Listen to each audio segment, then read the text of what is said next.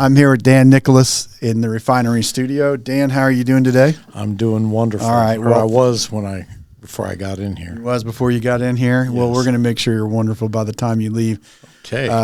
Okay, Dan. Well, talk to me, just for anyone who might be listening to this. Can you share with people, how is it that you and I got connected with each other? Well, it's been kind of a unique story. We have a common friend, and I was talking to him one day. I'd called him up on the phone, and he kind of asked me what was going on. And as the conversation kept going, he asked me what I was working on and kind of where I wanted to be in the future. And so I kind of started sharing with him that I felt that I really wanted to start putting down some of the things I've learned over the last couple decades. That I'd like to start putting into writing and start using it for some teaching, and start trying to sharing with younger entrepreneurs on how to get over some of their limiting beliefs from wherever they've come from, and try to get them moving forward in their life to try to become all that they're trying to become. And our friend Paul Martinelli, he quickly gave me your name and number and said, "Oh, you've got to talk to this guy. He's an expert at it." And so I love being with experts, and so all hail to Rick. Well, hey, listen, it's absolutely a pleasure to be with you, and I'm so glad you guys have come here to the studio from Midlands, Texas, and it's you and Derek and John, and we're kind of on the precipice of putting together the content that you were referring to, the tools. But before we get into that, here's what I'm really curious about. What you said there moments ago was that over the last few decades, you've been involved in, it sounds like, quite a growth process. So talk to me about your growth journey. Tell me about your journey of growth and kind of what was the before, during, and after story of your growth journey? Oh, wow. Boy, you want me to go back that far? Yeah, you go back as far as you want. Well, and I've shared with this for you before. Graduated from a Christian school, had a good, wholesome family in church all the time, and graduated from the Christian school and quickly started kind of doing what I wanted to do when I wanted to do it with whomever I wanted to do it with, and that just ended up in disaster. Started hanging out in all the wrong places, and as we both know, nothing happens after midnight. Nothing good. There was many a night I was stuck out there after midnight, and so long story short, I started drinking and partying, and got my girlfriend pregnant and got married, and I just started really becoming empty. And all my old teaching from being in the Christian school and church all my life, I just rebelled against a lot of that, and walked away. And like I said, got married real young, had a baby, and got divorced rather quickly, and that's another story for another day. Sure. But then as we got divorced, and my addiction continued to keep going, and it took me till I was about 28 to come out of that, which there's a remarkable story in that transformation that happened. And so really I'm 60 now, so for the last 32 years, it's been a remarkable upward growth. There's been a lot of struggles and a lot of disruption in my life, but I am where I am today because I've persevered through some of the things I've learned. I just wish I would have taken a little bit more time to be quiet and listen, and start applying some of the things that I'd heard when I was a lot younger, because a lot of things I learned when I was younger, I just didn't apply, and had I applied them a lot sooner, I wouldn't be in the condition that I went through. Okay, so you were in the condition, you were down a road of addiction, and so what was pivotal for you? What was it that turned things around and started you on an upward journey? Well, part of it goes back to a time that I OD'd, and then there was a transformation time that happened a few nights after I OD'd. I woke up at 2:33 in the morning, and I had a spiritual encounter that totally transformed my life forever, and I've never gone back to that type of lifestyle. Matter of fact, I've even prayed, and I still pray that if I ever return back to that, I would hope that I'd just die, because I was just so tired of that lifestyle. I was miserable. Miserable is a good word. Yeah. Okay, so with that, two questions. How old were you at that time? Right about 28. 28. And then, so that spiritual experience, because that could be interpreted a lot of different ways. So talk about that a little bit more. What was that like for you? Well, you want to hear the crazy part, or you want to hear the? I want to hear it all. Okay. Going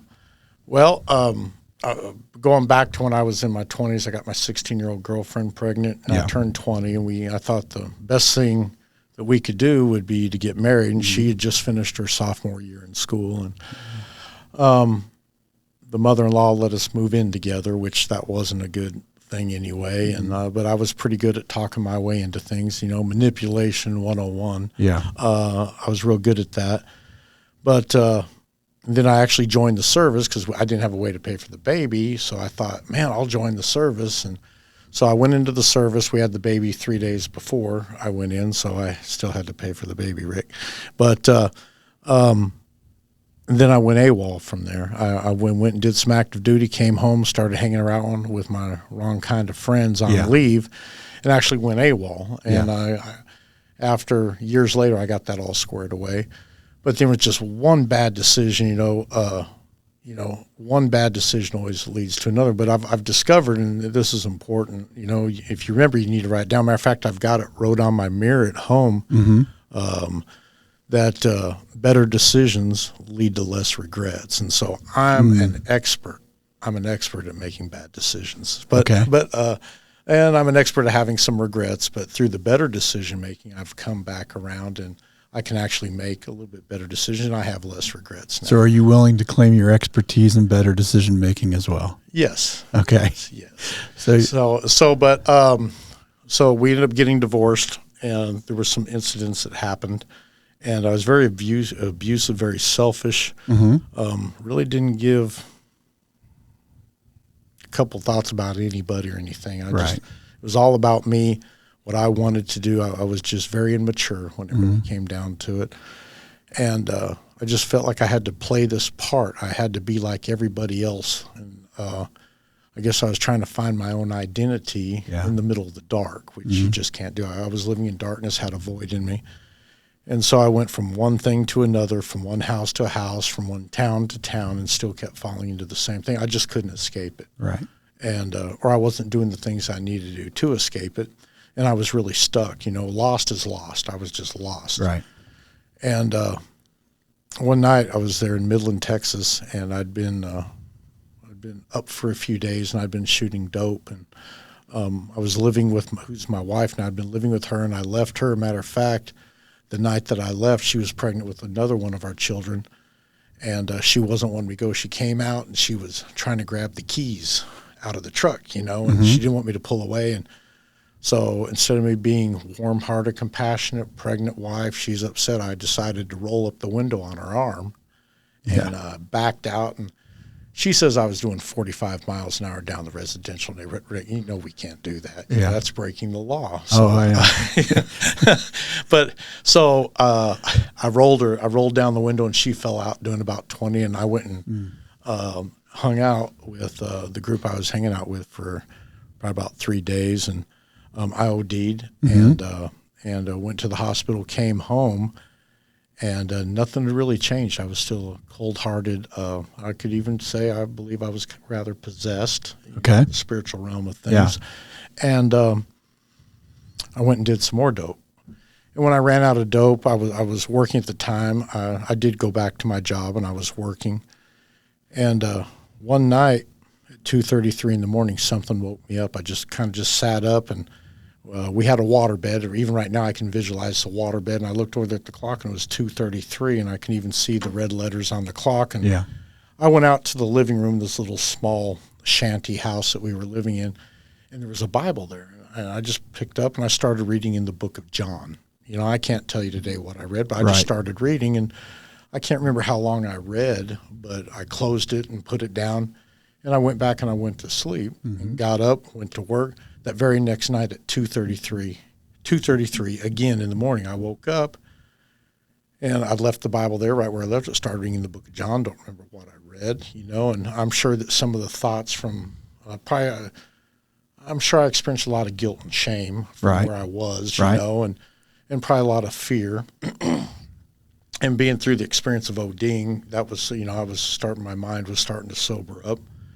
And then so went to work the next day, and Rick, the next night again, 3 nights in a row at 2:33, I believe, with me being a man of faith, I believe it was God that woke me up. Yeah.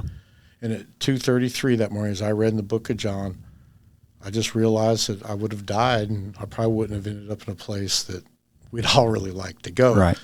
And I felt so empty, and all I can remember is letting the Bible drop out of my lap and me falling down on my knees and crying out to God. And I can't remember totally what I said, but I do remember, God, if you are who you say you are, you've got to do something here and just come into my life and change it or kill me. Right.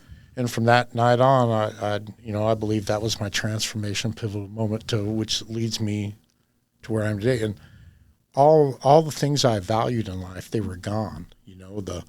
The hate, the bitterness, the misery, the hurt I caused other people. Yeah. The theft of other people's stuff, me wanting, the jealousy.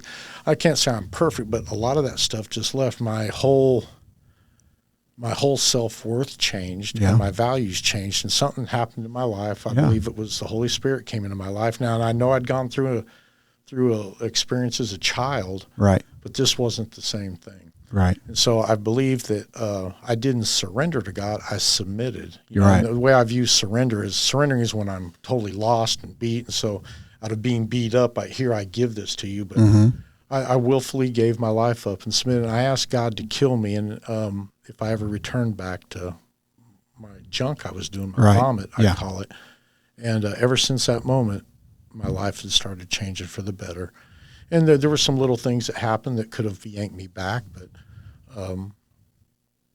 I had a new power living within me that I had submitted my life to, and so things started to get a little bit better. It took a lot of hard work. I mean, things just didn't change overnight. So over a period of several years, things started getting better. And pull the mic in. Yeah, okay, keep going. And things started getting better, and my life started improving. So then. I was in the roofing business at the time, running a roofing crew, making some money. Okay. And there was a day I came to think, well, man, I'm doing it for this other guy. Right. Working hard. Yeah, and I'm running all the guys. I'm doing all his work for him, and he is helping me too. Right. I'm just going to start doing this by myself. Do this. And I had a little bit of limiting belief, like I can't. And I actually had a friend named Wayne. I used to party with him, and as I was trying to figure it out, he was one that says, man, let's just give it a go. And that little bit of encouragement from a guy, he passed away from drugs and alcohol, actually. Okay. That little bit of encouragement from that guy, I thought, yeah, I will do it. That was instrumental in your life for sure. And then I wasn't drinking or anything like that. So then I kind of started my own little roofing company back in 1988. Yeah. So that's been a while now. That's been a good It's been a pretty good run. Yeah. Yeah. Yeah. So it sounds like that in that spiritual experience that you're talking about, that clearly 2:33 in the morning, 3 nights in a row is telling you somebody's trying to communicate with you. Yeah, right? dude. When I wake up in the morning, it's right around 2:30. Sometimes I do that, with being an older man, you got to get up some of the times. I get it. So when I wake up and it's like around 2:33, it's like Twilight Zone. Yes. Yeah. But it's your God moment, right? Yeah, so, it is. And actually, my mind thinks about to that. It just, for the last several years when I wake up in the morning to get up and regardless what time it is, my mind goes back to that. So I would say several times every week when I wake up, and it doesn't matter if it's 2 o'clock, 4 o'clock, anywhere within that time zone, my mind goes back to that transformational, life-changing, eternal, significant moment. Do you experience that now as a fondness? How would you describe the way that feels to you when your mind kind of snaps back to that time? Sometimes there's just a knowing, like. So it's a kind of like a reminder in a way? It's like a reminder, but it's also a significant, like, empowerment. Like, oh, yeah. I think God uses that as a reminder, like, I'm with you. Yeah. I'm with you. I was with you back then, even though it's been 32 years. I'm just as much as I was with you then, I'm there with you now. Yeah, so it's almost so it's just, and every night it's not the same. It may kind of fall into the same compartment, so to speak. Yeah, right. But every time it's a little bit different. Every now and then I may wake up and I acknowledge it and I'd lay back down, but there's lots of times I'll lay there and just go, thank you, Lord. Yeah. And then my wife's laying there, I go, here lately, I've had to force myself to start being more thankful. Yeah. So my wife will be laying there and I'll just, thank you, Lord, for my wife. Yeah. Thank you for her gentleness. God, forgive me when I'm such a jerk, Yeah. and it's an ongoing Nice. mode of showing gratitude. And lately, that's kind of what I've really been focusing on is Nice. how can I continue to show more gratitude? I've even started a list. Yeah. Have you ever woke up grumpy before? Oh, yeah. I mean, just like in a bad mood. Oh, yeah, absolutely. Lately, over the last, I'd say 6-7 months, I actually started a gratitude list. And let me just share this with Sure, you. yeah. I guess it we got sounds a couple like more it's minutes some still. good stuff here, yeah. Yeah, so I just started this gratitude list. And, it's real easy to come out, I'm thankful. I'm thankful for the day. I'm thankful for my job. I'm thankful for my bank account. Mm-hmm. And when you come up with, it's pretty easy to come up with 10 to 50 things. I mean, Yeah. and so I started just writing out like I'm thankful for my hands. Yeah, right. Right. And I'm thankful for my feet. I'm thankful for my heart, my health. Mm-hmm. So you get up to about 50. That's normally pretty easy. Yeah. And but I didn't want to keep repeating because different days you start feeling different things. So Yes. I've got my wife and my marriage wrote down independently, separately, Mm-hmm. because they hold different meaning. Right. But I haven't written it down again, even though I'm thankful for my wife, Yes. my marriage. Yeah. I don't write it back down. So every day I try to search out a few new things, and I'm getting close to. I may be close to almost 1,000, but I'm already, Nice. dude, it's hard. Yeah, it's interesting. And, I isn't was it? down Yeah. in Panama here a couple of weeks ago, and I was sitting there in the airport, and I was just watching all the people go by, and Yeah. I was looking at their feet, the shoes and stuff. And I pulled out my journal and said, I'm thankful for shoelaces. Can you imagine a world without Yeah. shoelaces? Yeah. Well, okay. So, But it's small, but what's that done? Let me just get to the point. Yeah, go ahead. Because I'll I'm ramble. with you. I'm with you. I'll Keep going. ramble. But it's changed my heart, Rick.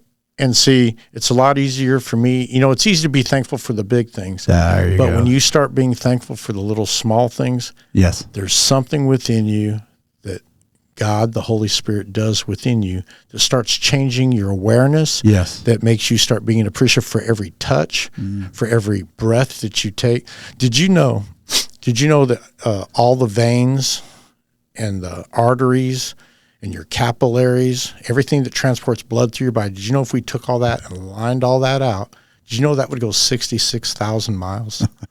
Multiple trips around the world. Uh-huh. Yeah. Yeah. And, wow. And, I was reading there the other day in the last, and this has been real pivotal through this whole experience about showing gratitude. Yes. In the very last verse in the book called Psalms in the Old Testament, it says, let everything that has breath praise the Lord. Yeah. And so I was thinking about that. And so that kind of got me into the gratitude. But take a deep breath with me, man. Does that feel good? Oh, yeah. It's always good. Take one more. Is that valuable? Is your breath valuable? Absolutely. Yeah. I learned here the other day, and I fact-checked it too, because I don't believe everything I hear. Right. I'd never heard of the word sextillion. I'd heard of a quadrillion. I'd heard of a billion, a trillion, and everything. But a sextillion is 1,000 million. Mm-hmm. And did you know that every time you take a deep breath like that, that you take in roughly 12 sextillion molecules into your lungs? Did you know that's more than all the sand in the world? Oh, my word. So take another deep breath. Yeah. You just took in more molecules. And that reminds me that we're so wonderfully made, and that how I dare not show gratitude for even the little small things. And, every day in a 24-hour period, we go around in our orbit. Yes. We spin in a 24-hour period, we go through space 1.6 million miles, and we don't fly off. So I guess over the last few decades, I've gotten a little bit more appreciative. Sure. And, I was pretty hard, from the type of, for 10, 12 years that I was living the way how I wanted to in rebelliousness, and the way I was living, it wasn't a good place. And Right. so there's been a transformation process, and I'm in a lot better place than what I was. Nice. So, I'll tell you, every one of these topics are things I think we need to come back to and talk about, especially this concept of gratitude. I'll be interested to hear what has surprised you most about the thing you found yourself giving thanks for? And I've got the book out there. I'd be very interested. What is the most unique thing you've given thanks for? And I really appreciate what you said is that you always find a way to give gratitude, and then how that's led you to an understanding of the infiniteness for which you have to be grateful for, like the breath. Well, you know what else it's made me realize is that we both have the power within us Mm-hmm. to make somebody's day better, Yes. make somebody's days worse. And you've made my day better today by Yeah. you kind of twisting my arm. Yeah. And Right. at first I Challenging didn't like a little it, bit. but, Right. But no, and I do appreciate the Yeah. challenge, and I know through this you've made my day better. So Yeah. I honor you for that. Well. And I think there's a lot of value in sharing the seed that God has given you. Absolutely. The things that God, your talents with other people. Yeah. The other day I was there thinking that a lot of us, we take everything that we have in our hand and we just want to hold on to it instead of planting it. Yeah. You know, you've heard of the reaping and the sowing. Right. Whatever you sow, you will reap. In Right. other words, whatever you plant, it's going to grow. So if you plant good things are going to come up. And wouldn't it be crazy to have a farmer with the whole field ready to go? He's holding on to his seed. Mm-hmm. And then all of a sudden he wants to start eating it like it's cereal. Yeah. Right. Before it ever comes to, Right. and that's what I used to do. I used to hold on to things instead of me planting them, giving them when they aren't really mine anyway. Instead of planting and having them multiply, Right. I would just start trying to consume everything I have and think it's all mine. Yeah. Right? And I guess the older I've gotten, and this has been a very callous deal, none of it's mine. With me being a person of faith, Right. my wife isn't mine. Mm-hmm. My children aren't mine. My truck's not mine, even though I want it to be mine. Right. My job's not mine. My money's not mine. You know, when I submitted my life to God, I said, "Here, take it all. Take it all." Yeah. And so let me ask you this. Do you see that submission as you made a distinction between submitting and surrendering? So if I surrender means I've had enough, I give up. Mm-hmm. You submitted, it was a little bit more willful. Like, in other words, you're sort of saying, I've done everything I can do in my own power. I'm submitting to your power. I wonder, do you think that, I was sharing earlier, you all of a sudden were operating almost by a different programming. You were operating by different motivation. All of a sudden you were going from weeks before or days before of, look, I'm going to roll your arm up in the window and drag you down the road just so I can get to the next thing, right? Mm-hmm. To everything I have is yours, and this pathway that took you to that, right? Mm-hmm. And to submitting. Would you say that that is an act of agreeing with God?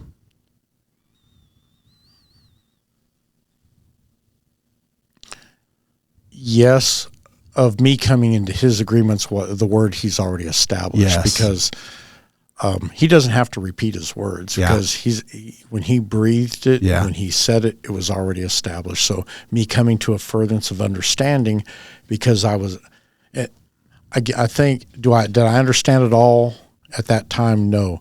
And this was really catalyst for me, and I think it's catalyst where we all may be able to maybe come to a better grip today. And if this is all that we've really heard, little small acts of obedience, little small things. Just to be obedient, small things, it'll lead to the bigger things. And then as you become faithful and obedient in the bigger things, it'll lead anywhere you want it to. I think the way how God works is, I believe God is a God of abundance. Yes. That I can create within his power, that I'm gifted from him to be able to create. And really some of the best money, if you want to talk money, I get paid better when I create. I was thinking there the other day that to be in a very hard sweat equity worker, which I worked very, very hard. Yeah. And when I was working very hard, laboring, and it had a lot of value. I learned so much, and I met a lot of real great people. But I really made maybe up to about $100,000 a year back then. Now I'm Right. sure it's probably up to 150, 180 now or something if you work really, really hard. Mm-hmm. But then when I learned the skill of being able to communicate with people, kind of joining hands to get the work done, Yeah. running a crew, working with a group of people, it goes up to, even today, I'm sure, once you kind of get into that middle management, you may earn up to 250 Right, or something. $250,000 But yeah, and then as you continue, if you can kind of communicate with a vast group of people, Yeah. and you can work well with others, and if you can still labor, you can probably make up close to $500,000. Mm-hmm. But I just from my own personal experience, if I can do all that, Mm-hmm. and I can start replicating that in other people, Yeah. and I can start creating other things, I think the potential is ongoing. I mean, you Yeah. can't really put a price tag. It sounds on like that. you're describing sort of a process by which you go from addition to multiplication. right? Multiplication, Yeah. that beautifully said. A lot of times we want to just add money to our bank account. I mean, I'd much rather multiply. I think that. I mean, I'd much Yeah. rather multiply by Yeah, 12 yeah. instead of just Rather adding than- by yeah. 12. We don't like 12, dividing and 24, subtracting. 36, 48. Yeah, right. Shoot, let's go to 144 real Right. quick like Yeah. that. Yeah, nice. But I think a lot in my youthfulness, I was very success driven. I was willing to do anything, Yeah.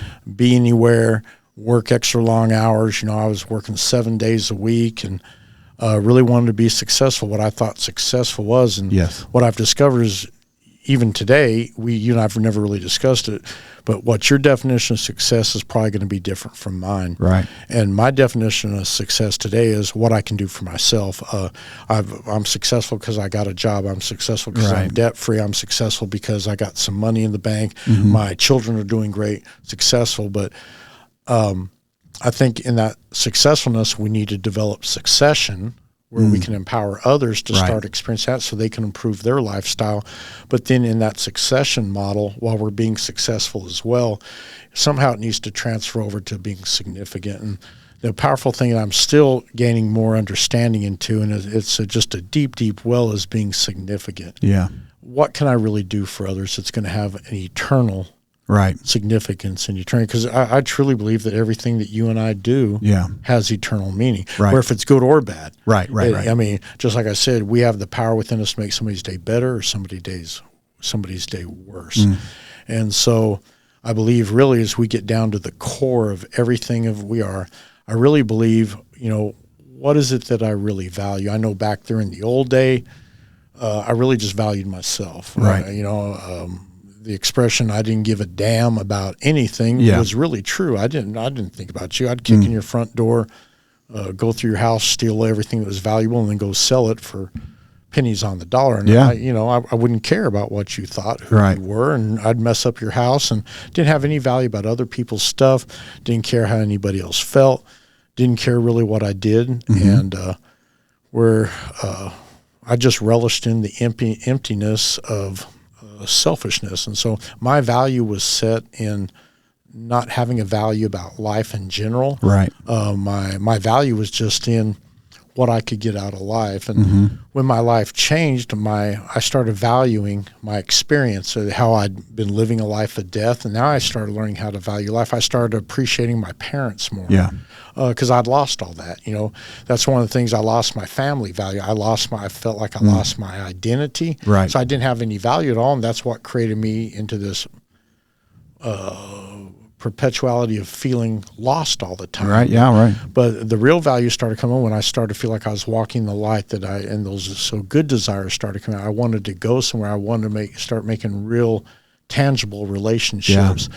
And so the value of having good morals started. I remember having times where my integrity was questioned when somebody would overpay me. Right. And so there'd be a big test when a homeowner would pay me in cash for doing a job when I could just put the money in my pocket instead Right. of depositing it and shortchange the IRS. Yeah. And that's another lesson for another day. When the IRS did come in, thank God that my value structure had changed, because Right. they came in and did a full-blown audit when they saw that I was depositing $20,000 worth of cash for products for Right, roofing products right. that we had sold.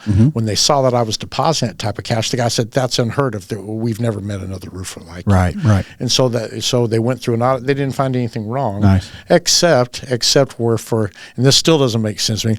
I lent myself money, and I didn't charge myself interest. Oh, yeah. They said you got to charge yourself interest, well. but you got to take care of the golden goose, No, right? right, Yeah. right. So But what you're describing, this IRS story is a bit of a caveat. But what you're really talking about there is you did a passing through from death to life. yes, You were fully on a destructive, not only of yourself but of other people, pathway, and completely on a way where now what you're saying is the place where you are now, the things that motivate you are the understanding that nothing is yours. And before it was like, I'm trying to get mine, right? And I don't care who I harm in the way, right? Well, what I'm seeing is I'm seeing people's lives restored. Where back over here in darkness, I was seeing demons literally come out of the ground, through the walls, into the mirror. I was seeing, when I would look at my image in the mirror, I'd see a demonic figure come over. Yeah. And I was seeing these things. So, You were- so yeah, and That was nobody, a real experience for yeah, you. and I'll die on that hill. Yeah, right. I know no one can take that away from me because I know Yeah, what I yeah, saw, I yeah. know what I experienced. And of course, if biblically we understand, I mean, there's plenty Sure. about demons Sure. in the Bible. Sure. So the idea that we would experience them or be in a place where we could, Rick, I can assure you they are real. Yeah. And, we can choose to move on from Yeah. that because I don't want to glorify the evil one more Yeah, than right. what he's worth. But what I am seeing is people lives being changed. Yeah.